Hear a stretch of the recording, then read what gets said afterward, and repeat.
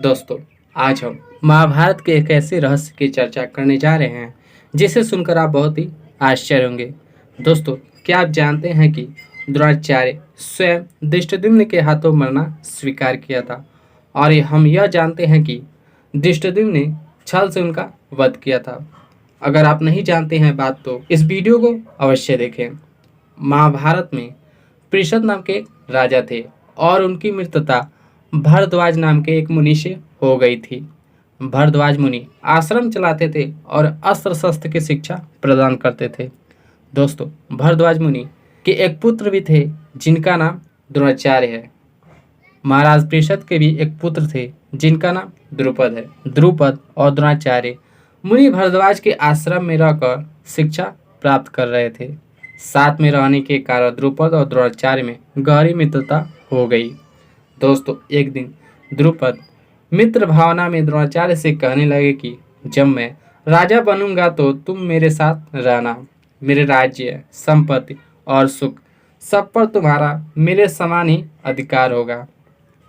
दोस्तों, जब महाराज पृषद की मृत्यु हो गई तो द्रुपद पंचाल देश के राजा बन गए और द्रोणाचार्य अपने पिता भरद्वाज मुनि के आश्रम में ही रहने लगे।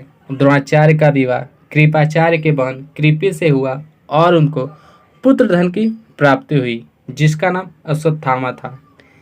एक दिन जब अश्वत्थामा अन्य ऋषि पुत्रों को दूध पीते देखा तो वह भी दूध के लिए रोने लगा, परंतु द्रोणाचार्य के पास गाय न होने के कारण वे दूध का प्रबंध करने में असमर्थ थे। तब द्रोणाचार्य अपने बचपन के मित्र द्रुपद की कही हुई बात याद करके पंचाल गए।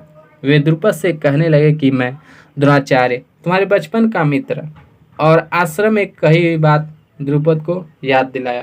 परंतु द्रुपद राज्य सिंहासन के अहंकार में द्रोणाचार्य का अपमान किया और कहा कि एक राजा और एक साधारण ब्राह्मण कभी मित्र नहीं हो सकते।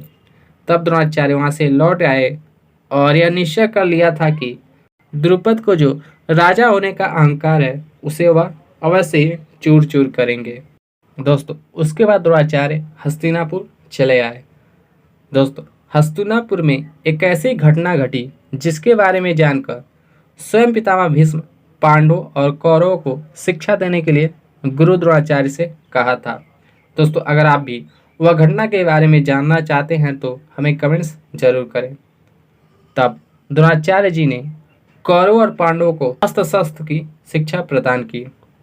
गुरुकुल की शिक्षा पूर्ण हो जाने के बाद जब कौरव और पांडवों ने गुरु दक्षिणा की बात की तो गुरु द्रोणाचार्य ने कहा कि मुझे गुरु दक्षिणा के रूप में पांचाल देश के राजा द्रुपद को बंदी बना के दो।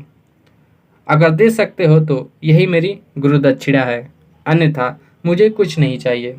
तब सबसे पहले कौरव द्रुपद को बंदी बनाने के लिए पंचाल गए, परंतु स्वयं द्रुपद के बंदी बन गए। उसके बाद पांचों पांडव पंचाल गए और द्रुपद को बंदी बनाकर द्रोणाचार्य को सौंप दिया। तब द्रोणाचार्य जी ने द्रुपद से उनका आधा राज्य ले लिया और आधा राज्य द्रुपद को सौंप दिया। इस अपमान का बदला लेने के लिए द्रुपद ने एक यज्ञ कराया और कहा कि यज्ञ से जो पुत्र उत्पन्न हो वही द्रोणाचार्य का वध करे।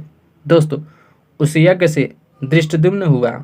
जब द्रोणाचार्य को यह बात पता चली तो वे स्वयं द्रुपद के पास गए और बोले, अगर धृष्टद्युम्न का जन्म मेरा वध करने के लिए हुआ है तो मैं स्वयं उसके हाथों मरना स्वीकार करता हूँ और उसे अस्त्र शस्त्र की शिक्षा मैं स्वयं दूंगा।